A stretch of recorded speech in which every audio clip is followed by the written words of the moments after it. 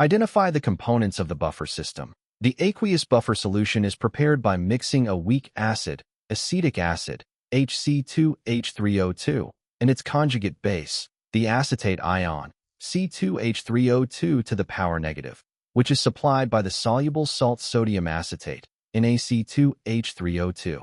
Understand how the buffer components resist pH changes. The weak acid, HC2H3O2, is available to react with and neutralize any small amount of strong base, OH to the power negative, added to the system.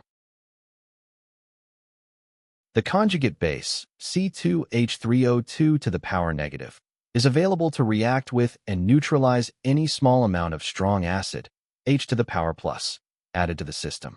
Analyze the chemical reaction that occurs when a small amount of strong acid, HCl, is added. HCl is a strong acid that dissociates completely in water, releasing free hydronium/hydrogen ions, H to the power plus, into the solution.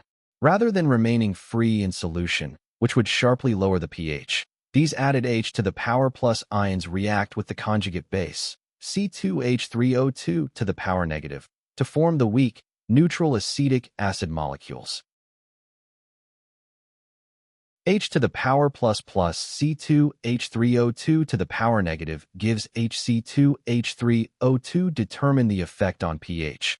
Because the added strong acid ions are successfully converted into a weak acid species, the concentrations of free hydronium ions in solution change very little.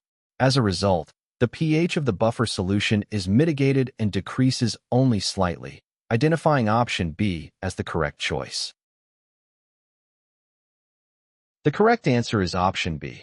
If HCl is added, the pH will decrease only slightly because the H plus ions will react with C2H3O2 minus ions.